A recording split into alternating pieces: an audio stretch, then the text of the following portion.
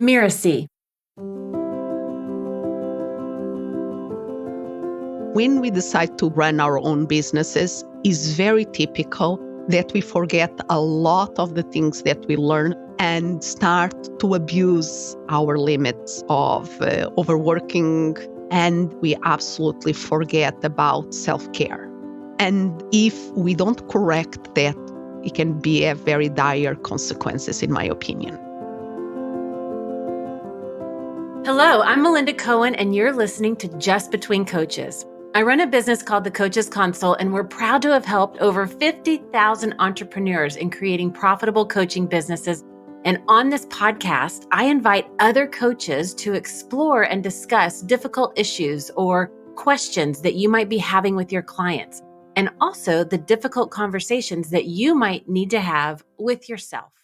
My guest today is a successful online business owner and speaker who's worked with hundreds of coaches and consultants and helped a diverse group of companies and organizations. She's got a Ph.D. in psychology and 20 plus years of experience working in human potential. And she's also the host of the Mindset Zone podcast, the director of education for Book Yourself Solid, and the CEO of Amaze Coaching LLC. I've invited Ana Melikian to the show.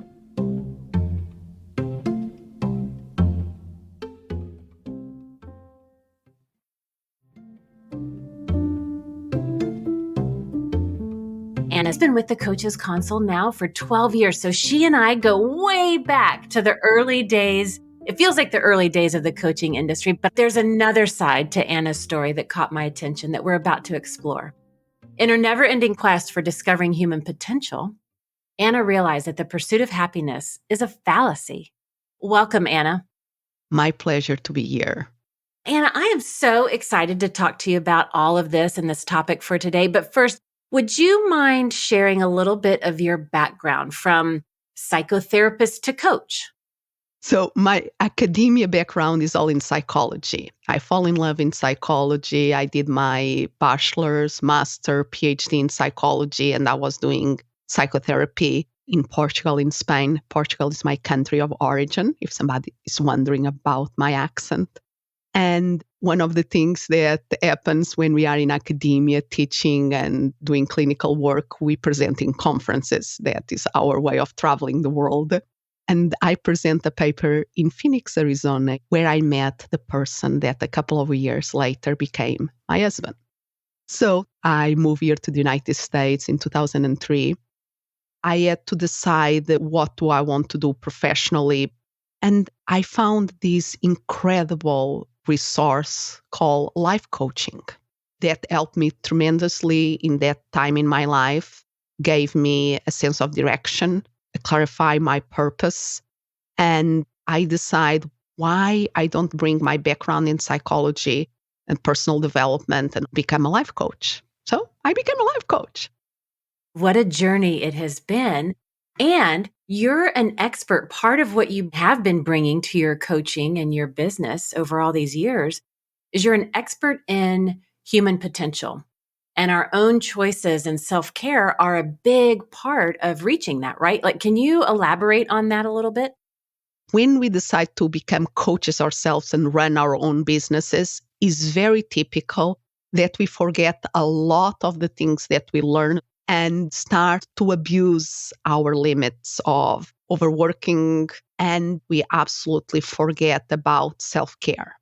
And if we don't correct that, it can be a very dire consequences, in my opinion.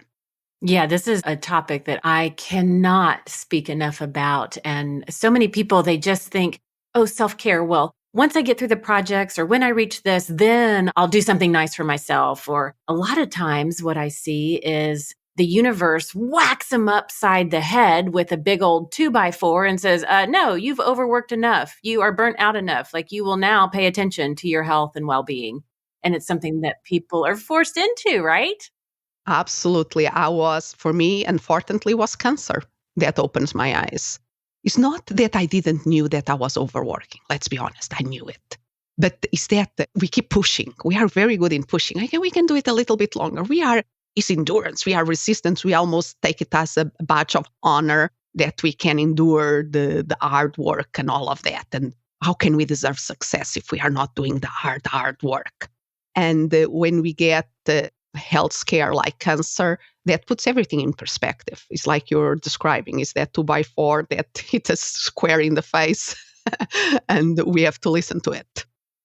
I truly believe, though, if we can reframe our thinking on this topic, we can bring more of ourselves to our businesses, our audience, our clients, our prospects, our family, our projects. And we can, the way I call it is we give of the overflow, and we're not depriving ourselves, but we're leveraging ourselves to give even more to those around us. And I think if we keep open, we don't need to have a so big alarm clock like a illness or an accident to wake up.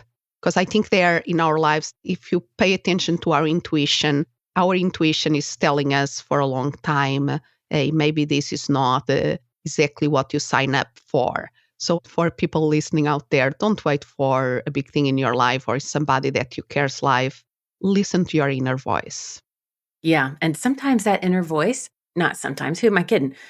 Most of the time, that inner voice is talking to us. It's getting our attention. But because we're in that place, like you described, we're abusing ourselves, we're overworking and ignoring all that, we miss those indicators. We miss the whispers or the loud nudges. But that's why I'm loving this conversation today and having you here on the show, because, in your keynote, the happiness fallacy, that re-envisions and revitalizes how we think about and work with happiness for personal and collective good. Can you tell us about that? Yes, and you were referring a moment ago a dynamic that I was falling into, and so many people fall, that when I finish this project, then I will take the weekend off or even a night off. So we are in that trap of if then, that we are always delaying the gratification, always delaying the pursuit of happiness. And even in our culture, if we think about here in the United States, to pursue happiness is part of the Declaration of Independence. The cultural thing about working hard as a badge of honor. Or if we think about even in sports, no pain, no gain, is all part of the culture. And I was seeing the pursuit of happiness, like the delayed gratification, as something that I was proud of being able to do. What I didn't realize is that that really prevent us to be in our best self and really do the transformation and make the impact that we can do out there. We have to choose the little moments and to savor them in a big way and be in the pull energy more, in the push energy. We can achieve so much more. That is so true. Now, can you tell us a little bit more about your presentation, that keynote, the happiness fallacy, and how it helps us to kind of reimagine this? Really, the field of positive psychology is really grow a lot. And at the same time, it's so easy to get into what is called the toxic positivity. Oh, just smile and everything will come, no bad thoughts allowed. That can sound and feel very shallow. So what I try to do in my keynote is really take people in a journey to look to themselves and to the world around them and see that, yes, things are sometimes tough, but there is a way that you can expand possibilities in your lives and in the lives of others. We can keep feeding that capacity of learning. They can also become incredible opportunities. So I go over these fallacies, for instance, to have the pursuit of happiness as the goal that we keep running in direction and we are never satisfying. If that is the pattern that you see yourself in and you realize that, gives you the power of, wait, what can I do to enjoy the little moments, to choose happiness?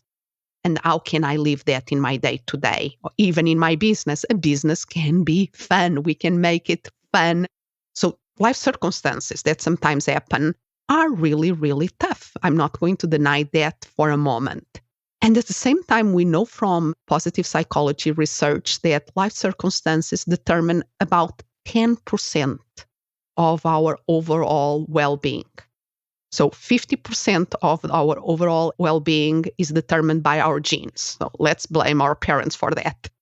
So 50 genes, 10 life circumstances that we don't have much control over, but we still have 40% that is left for our beliefs, the way that we think, the way that we behave, our mindsets. 40% is a big slice of the pie, so we can do a lot with that.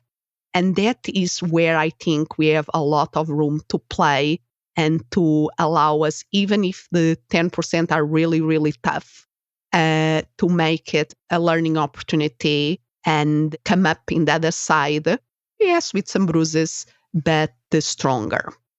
That is amazing. And for a control freak like me, like that is really good news because I can control a lot with 40% and I can be in control of my beliefs, the way I think, my mindsets, and how I approach any certain thing. Now, I probably have to have help and support and guidance and practice and all that fun stuff, which is why we're all coaches. That's what we love doing in this world. But that is fascinating to really see that breakdown and that perspective. It just makes it easier to choose to reframe instead of letting life happen to you.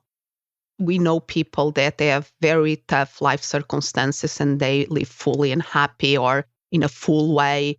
I think one of the big names that I always admire in an extraordinary way is Viktor Frankl, the author of Men Searching for Meaning, that survived the concentration camps, several of them in the Second World War. And he lost his parents, his wife. I cannot think about the more dire circumstances that he went through than in his work. He really had this optimism about human nature that was extraordinary. And he believed that humans were good in their hearts. Have that capacity of seeing, in spite of the toughness of life, they can come in the other side stronger. And we can incorporate that in our lives. And coaching is an amazing tool to work that 40% that we have control over. Yeah, it's job security right there, which is pretty cool. Now, you've mentioned a few times how you have battled cancer. And not once, but twice you've battled cancer. And so I'm wondering what has been, one of the most important things that you've learned from that experience, or how has it impacted the way you work with your clients? How do you say? I was sleeping very few hours a night. I was under stress. That was one of the factors that create the right conditions for everything to happen in my health. But there are always things outside of control and things that we can do. I choose to focus in the things that I can do in the present moment. And I want to help my clients. I want to help people that listen to my podcast, people that I contact in any way, to amplify their field of possibilities and then to make choices that are more congruent with their values and with their life purpose. And that is my mission. And part of that mission is, if we want to do big things out there to be the change makers that we can be, we really have to learn to take care of ourselves. It's like most of us work with computers and we rarely restart the computer because we don't have time. But we have time to be there looking to the wheel going around and around and around because we don't have time for the computer to restart. And then finally something happened that we really have to restart, and we go afterwards and go, why I didn't do this before? It's going much faster now. But if we are the computer, if we are this amazing, extraordinary tool, what are the restarting and rest and reset times that we are giving to ourselves? When we start to honor that and optimize our mental, our psychological operating system, the way that we do things, the way that we enjoy things, we can achieve much, much more, make a bigger impact out there. I love it. I love your mission. It's a good one. Now, Ana, you have said how coaches are both the instrument and the tool. Can you talk a little bit about that concept? So when we are coaching another person, our coaching presence, our questions, our voice, our demeanor, all of us is the tool and instrument that is facilitating the transformation in another person. We are creating a certain experience that allows the other person many times to connect the dots. That is an art in itself. Sometimes I think it's easier just to say to somebody, do A, B, C. That doesn't work very well. But we have to develop an art of controlling our own emotions and controlling our own needs in that moment that we are in the coaching in service of others, to create the conditions for the other be the one that connect the dots. I think more flexibility we have to provide the right context and circumstance to help the transformation in our clients. Yeah, the better space that we can hold. It's like it ramps up all of our coaching skills to a whole nother level. But if we don't take care of ourselves, if we keep depriving ourselves from the time to recover, to reset, to nurture ourselves, we are giving much less than what we really can give to the people that we work with. Often people don't take time to self-care because they feel selfish. And they are always like in the last bit of patience, the last bit of energy. And when they start to recognize and experience that by taking care of themselves, they have much more to give to others, then is when magic really starts to happen.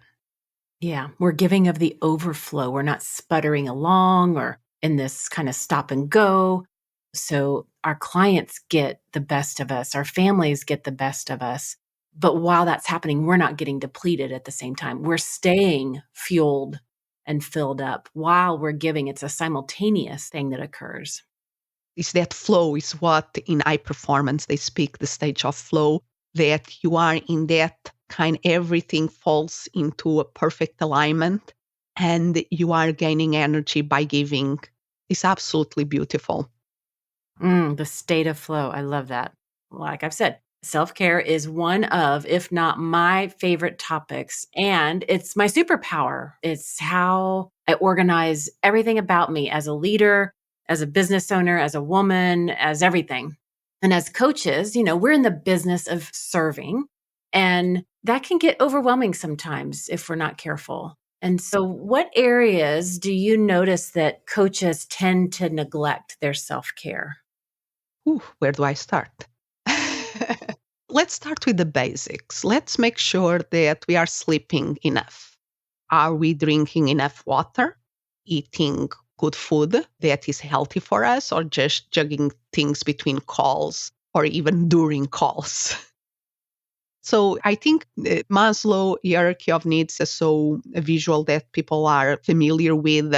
Let's look there. So we start with physiological needs. Most of us don't breathe well.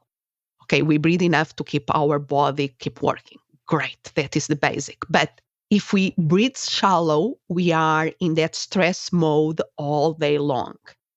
Just learning to breathe more deeply during the day, doing a small 1 minute breathing exercise in intercalate during the day can increase our body function in an incredible way because it activates the relaxation system in our body. So just that simple things, and we know this from psychology, we know this from physiology, but most people don't know this. We have to make sure that we are in a personal safety and security. Of course, those things are important, and surrounding ourselves of the right people, the right community, and that will allow us to really tap in the self-esteem, our strength, our freedom to choose, and the self-actualization that, in my opinion, is living our purpose.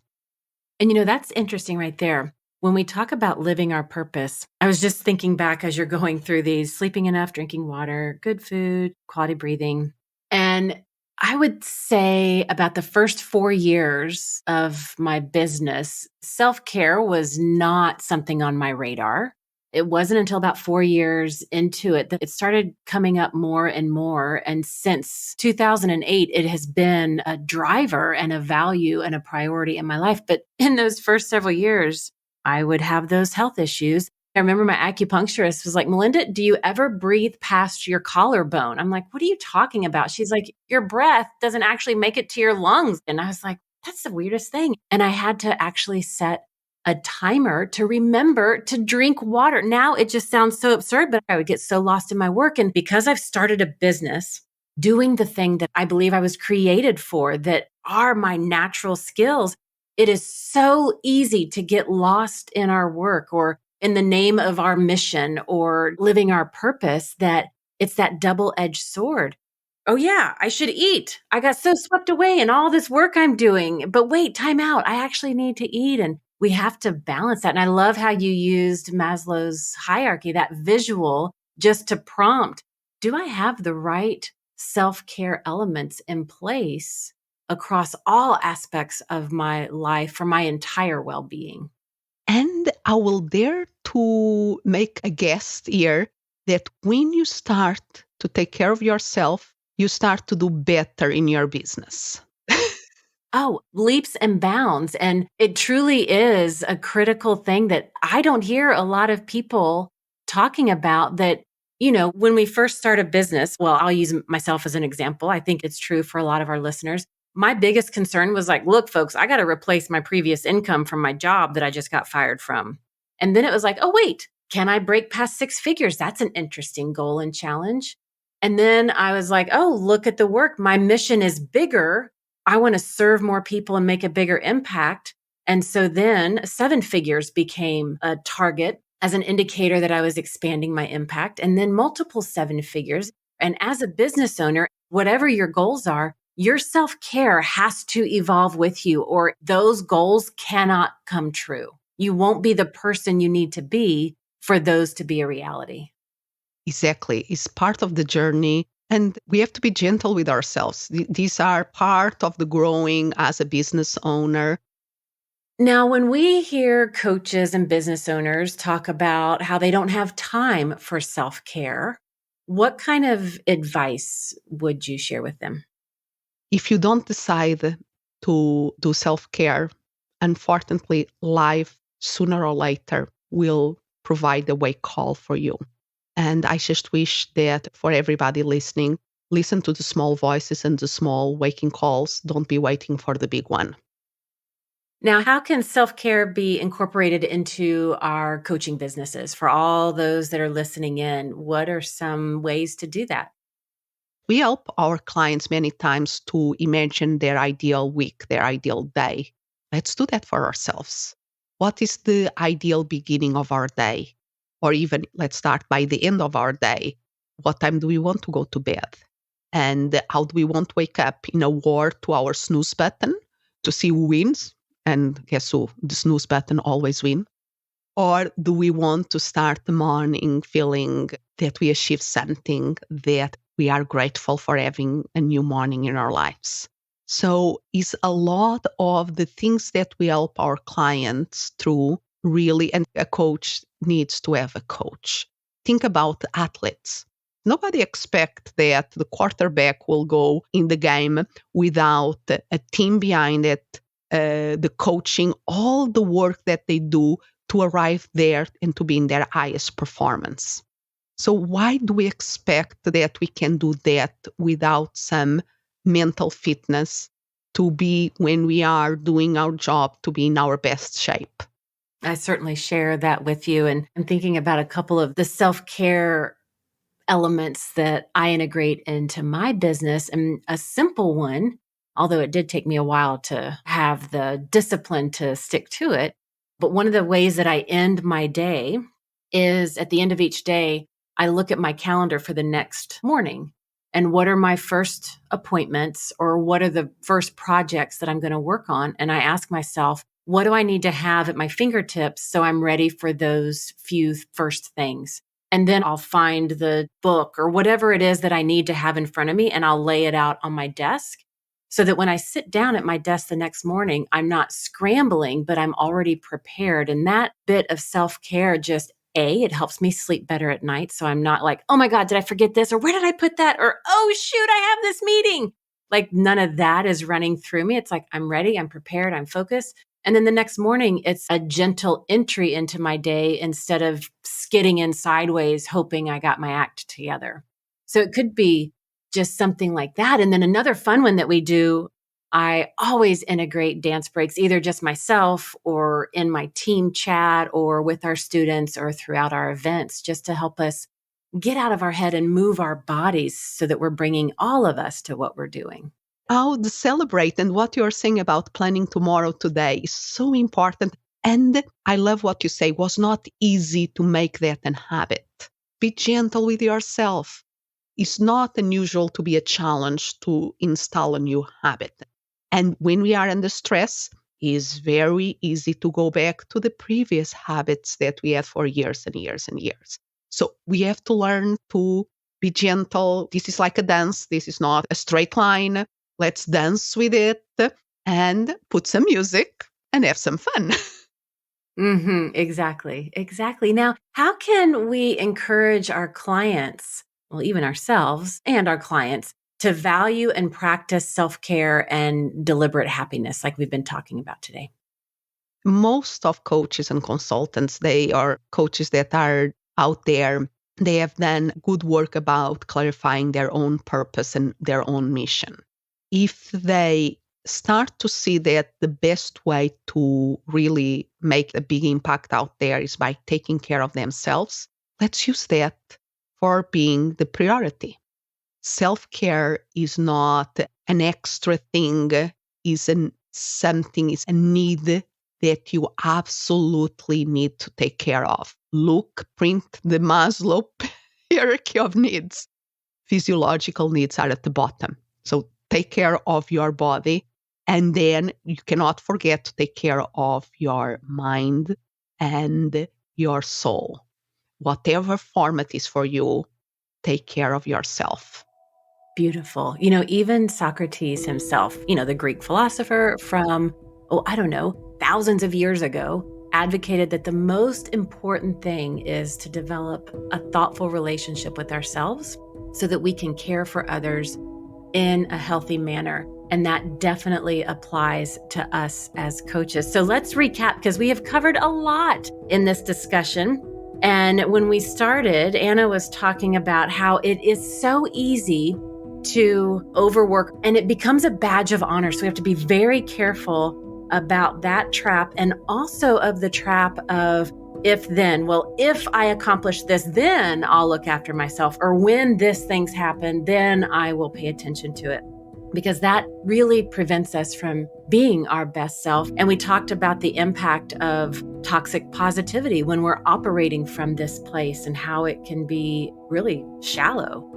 She shared with us some of the misbeliefs, if you will, that we might be believing or continuing to believe. And we just want to really be aware of that to make sure it's still serving us.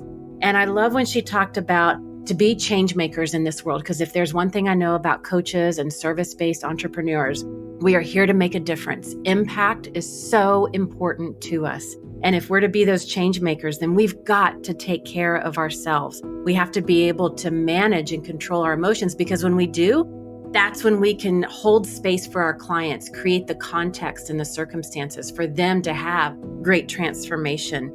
And it's where we get to be our best and give our best and live in that state of flow that Ana was talking about. And I can't wait to go do this. I'm going to do this as homework, to print Maslow's hierarchy of needs and just kind of go through that. And do I have self-care in each of the areas? So I'm looking after my entire well-being, and above all, be gentle with ourselves. Because these might be new muscles that we're just learning. I know for me, it was something that I fell down and had to get back up and keep going, but I was dedicated and committed to it. And now I live in that state of flow, and it is such a beautiful place to operate from. Ana, do you have any parting words for our listeners? Just be gentle, follow the flow, and be gentle with yourself, and go out there and make a difference. Well, thank you for listening to this episode of Just Between Coaches. And also a big thank you to Ana for this great conversation about how important it is with self-care. You can find out more about her at anamelikian.com. That's Ana, A-N-A, Melikian, Melikian.com. Ana, thank you so much for coming to the show. Oh, my pleasure. I'm Melinda Cohen, and you've been listening to Just Between Coaches. Just Between Coaches is part of the Mirasee FM podcast network, which also includes such shows as Course Lab and Once Upon a Business. This episode was produced by Cynthia Lamb. I wrote this episode with Mishi Lance, Melissa Deal, and Cynthia. Mishi assembled the episode. Dana Eni is our executive producer. Post-production was by Post Office Sound. And to make sure you don't miss great episodes coming up on Just Between Coaches, follow us on Apple Podcasts, Spotify, or wherever you're listening right now. And if you like the show, please leave us a starred review. It's the best way to help us get these ideas to more and more people.